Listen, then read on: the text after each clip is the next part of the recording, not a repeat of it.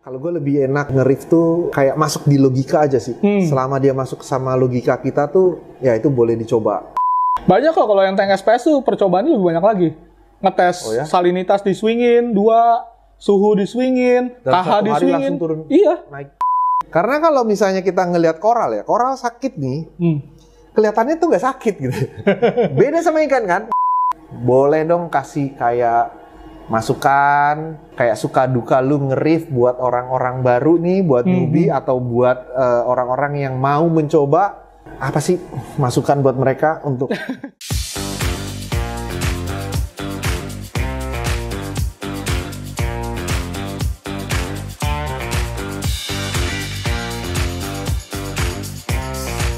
Hai semuanya, sebelum kita lanjut, pastikan kalian klik tombol subscribe, like, dan share video ini ke teman-teman kalian jika informasinya berguna untuk kalian. Terima kasih.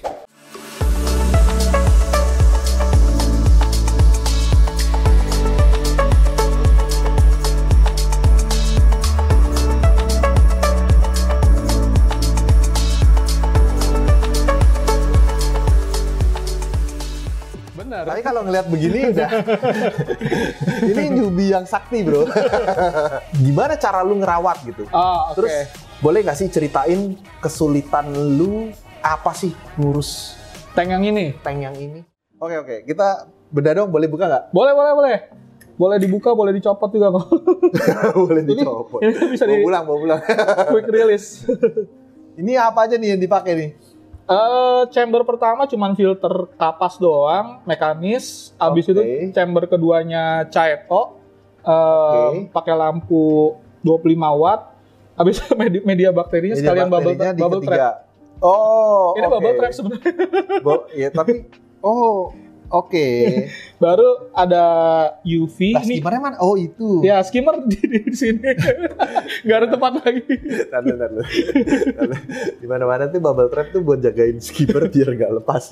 Ini dia bubble trap baru skimmer. Gimana? Tapi so far aman sih, nggak ada yang leak ke atas. Ini pakai apa sih? Oh BM C35. Aduh enak banget ya, kecil-kecil gini. Dan ini nyala cuma 12 jam skimmer. Kalau nggak lu punya nutrien. Udah sedih lah. Iya. Ini sempat bener-bener nutriennya habis waktu gua ngetes nyalain lampu 120 jam. Nggak mati. 120 jam? Iya. 120 jam? 120 jam, 5 hari berturut-turut kondisi peak luminos. Peaknya itu kalau nggak salah di 30, 85, 30, 15, 40 settingannya. Maksudnya kenapa? Mau ngetes saya, jadi gue baca satu artikel mengenai over fotosintesis gitu ya, konsepnya, terus gimana pengaruhnya ke metabolisme koral gitu. Intinya waktu nyala 120 jam itu lumut agak banyak, lebih banyak lumut dibanding sebelumnya. Nutrien semua nol, bener-bener nol semua. Terus koral itu banyak yang nguncup, nggak mekar, sama warna pudar gitu. Jadi ternyata tuh yang di jurnal yang gue baca itu, kalau misalnya metabolismenya koral nggak selesai, jadi di akhir metabolisme itu koral bakal ngeluarin zooxanthella gitu lah.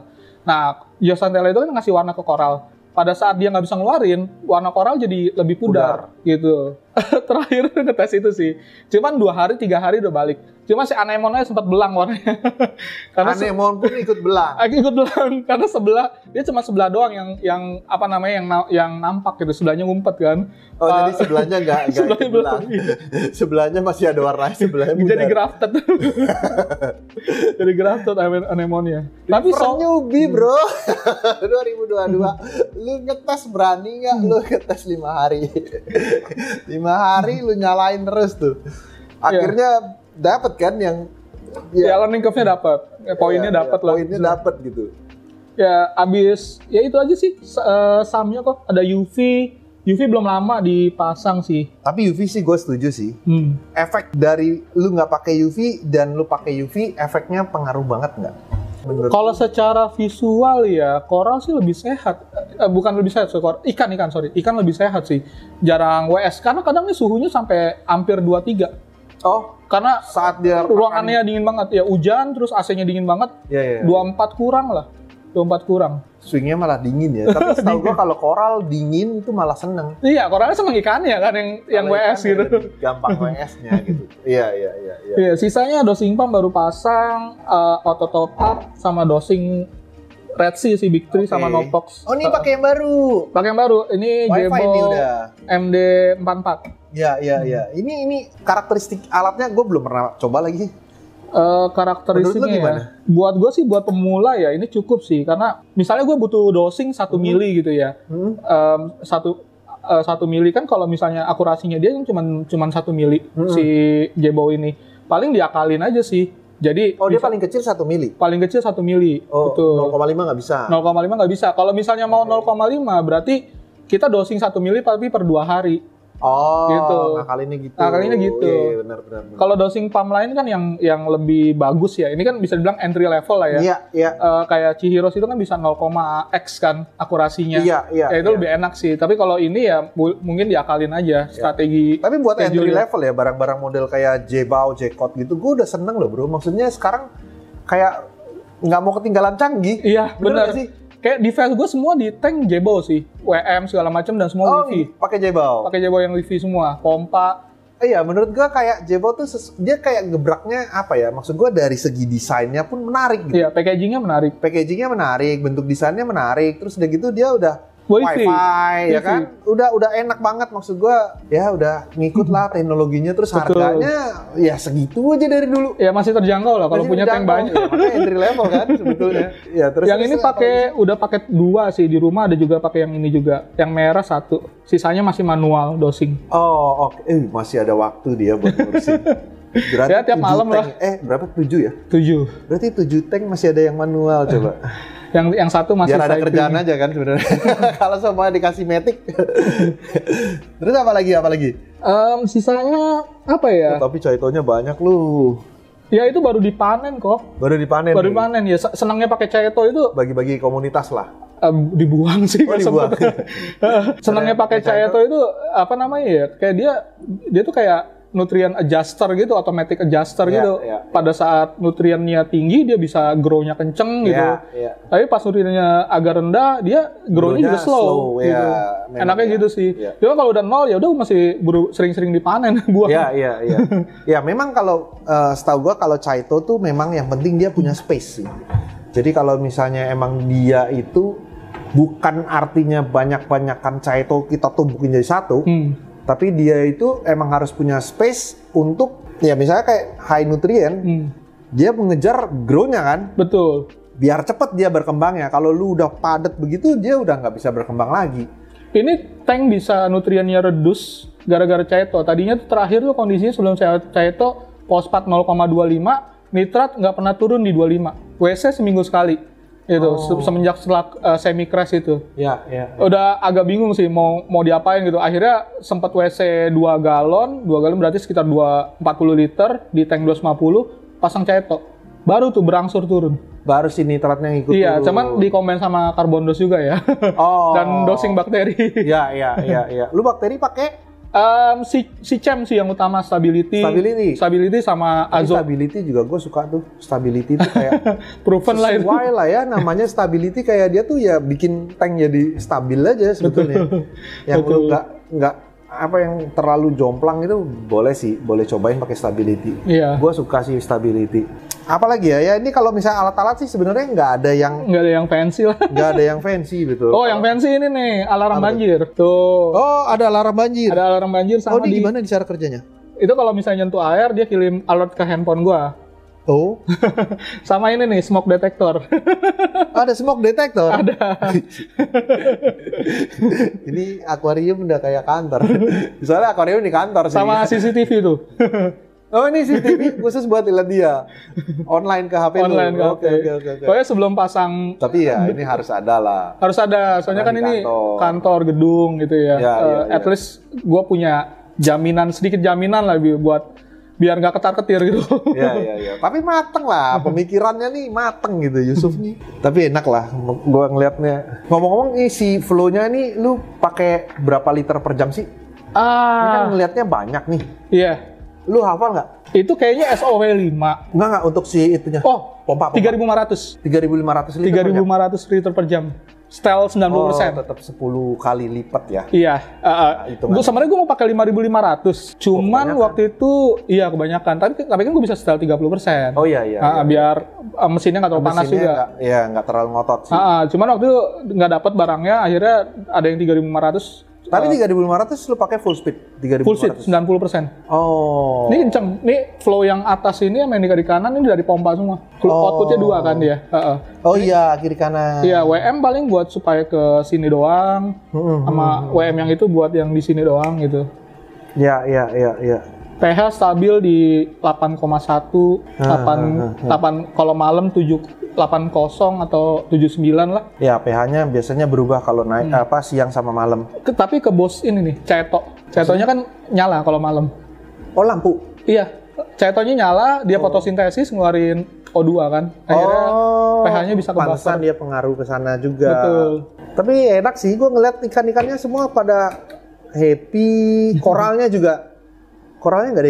nggak ada yang nggak mekar coba. Ada ini. Ya cuma ini doang satu. Cuman ini kayaknya gue yakin ikan lausil lah, pasti ada. Kayaknya sih ikan sih.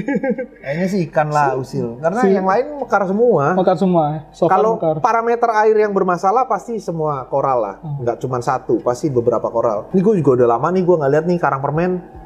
Kayaknya tebal banget nih, montok. Iya, itu udah mulai ngebelah. Lumayan gemoy sih. Ya, dia kalau suhu dingin, parameter stabil, nitrat rendah, pasti mekarnya bleberan ya. Oh, pasti ya? Pasti ya? bleberan gini. Iya, ini kayak begini aja udah bleber-bleber nih.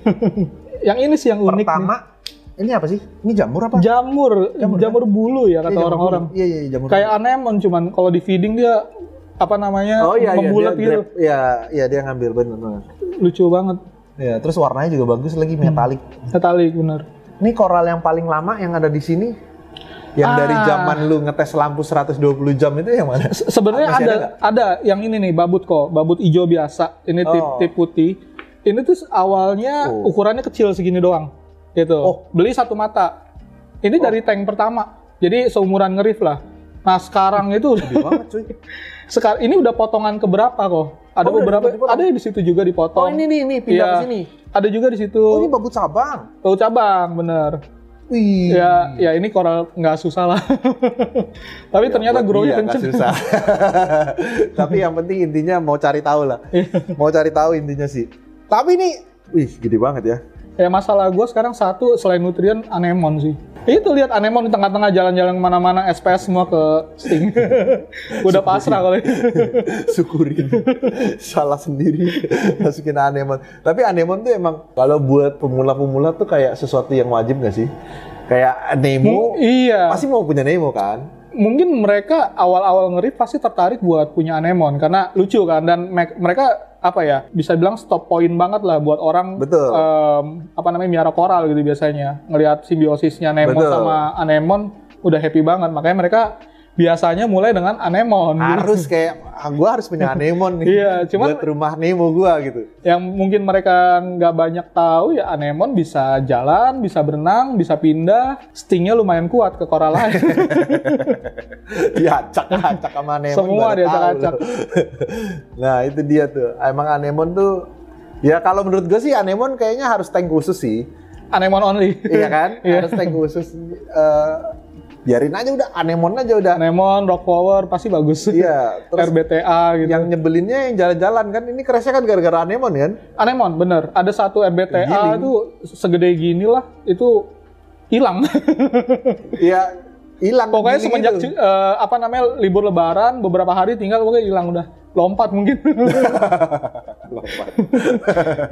Hilang. Saking gak nyamannya kali di dalam sampai hilang. Sampai lompat dia. Gue cariin di SAM semua, ancurannya nggak ada, ya udahlah. Akhirnya crash. Semi crash.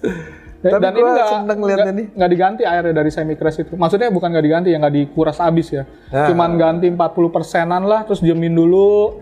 Biar mereka stabil lagi, baru berani masukin lagi. Ya, itu juga salah satu yang bikin menurut gua, kalau gua itu lumayan senengnya nge-reef itu karena nggak terlalu, menurut gua ya.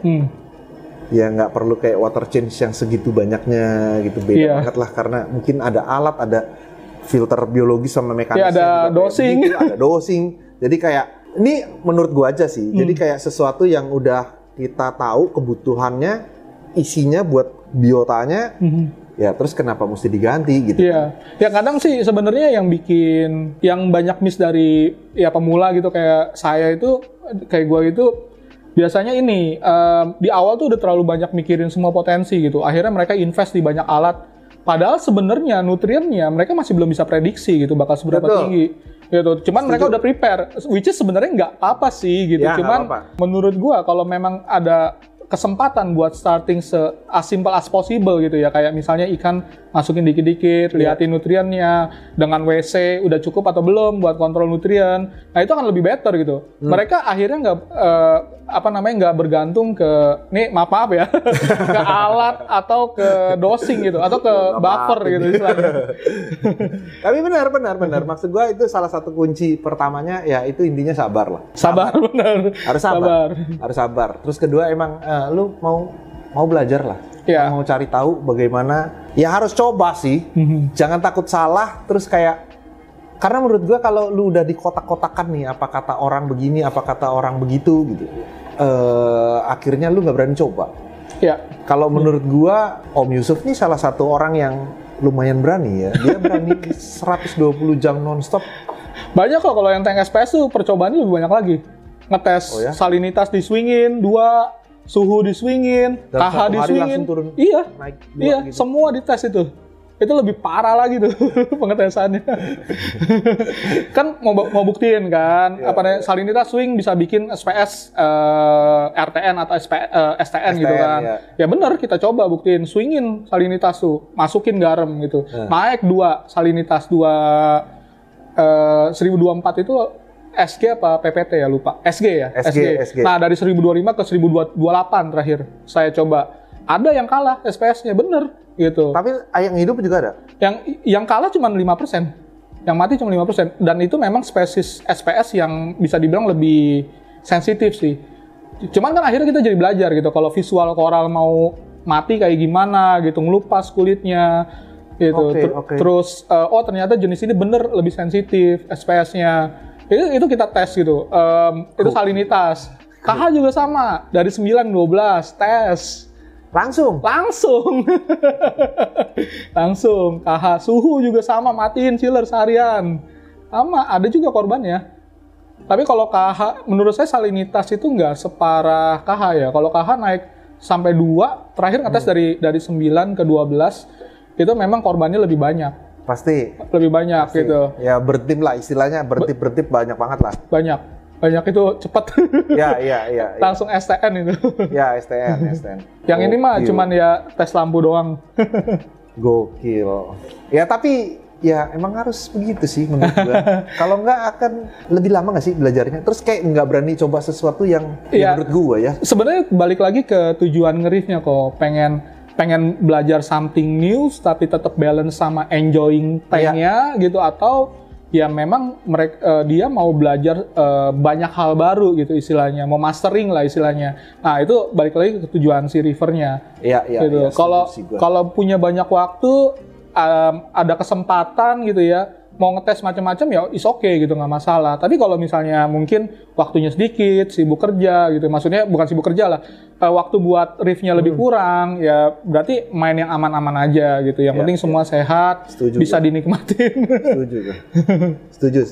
Ya, terakhir amoxicillin. Amoxicillin tuh antibiotik buat cyano. Bakteri. Ya, itu bakteri harus dilawan pakai antibiotik memang. Itu harus dibasmi. Kalau lu nggak basmi sampai habis, ya antibiotik kan emang harus dihabisin kan. Kalau buat manusia ya sama lah. Kalau kayaknya dia takutnya imun ya sama antibiotik. Takutnya malah jadi kebal kan dia terhadap antibiotik kan. Ya cuman ya harus banyak cari tahu juga sih mengenai itu. Kalau gue lebih enak nge-riff tuh kayak masuk di logika aja sih. Selama dia masuk sama logika kita tuh, ya itu boleh dicoba. Cuma menurut gue kalau kayak udah nggak masuk akal gitu, kayak ngapain dicoba gitu. Tapi kalau lu pengen tahu sesuatu ya mau nggak mau ya lu harus coba gitu. Ya gue setuju sih dengan apa yang si Om Yusuf ini lakuin. Akhirnya lu tahu gitu, dan lu bisa Prove yourself. Iya. Dan bisa tahu nih kondisi, nih gue udah pernah ngalamin nih kayaknya ini kondisinya, ini pasti gara-gara swing SG salinitas atau gara-gara kondisi begini karakternya kayak ini kelebihan kah atau kurang kah? Ya itu penting banget kok. Maksudnya ya kita mungkin awal-awal bergantung lah sama test kit gitu ya istilahnya. Cuman saya mengutip perkataannya Om Heri gitu ya, Ko Heri, ya indikator terbaik adalah koral gitu. Betul. Tapi kan untuk bisa mencapai kondisi kita bisa mengidentifikasi koral itu sehat atau enggak. Iya, lagi prime-nya dia kan kita mesti tahu kan indikator seperti apa. Mau nggak mau ya kita mesti coba gitu. Iya. Mesti coba kelihatan ternyata kalau KH swing visualnya begini gitu. Iya. Besok-besok udah langsung tahu ini mah KH-nya swing gitu. Nggak usah ngecek juga langsung tahu gitu. Iya, makanya. Karena kalau misalnya kita ngelihat koral sakit nih. Kelihatannya tuh nggak sakit gitu.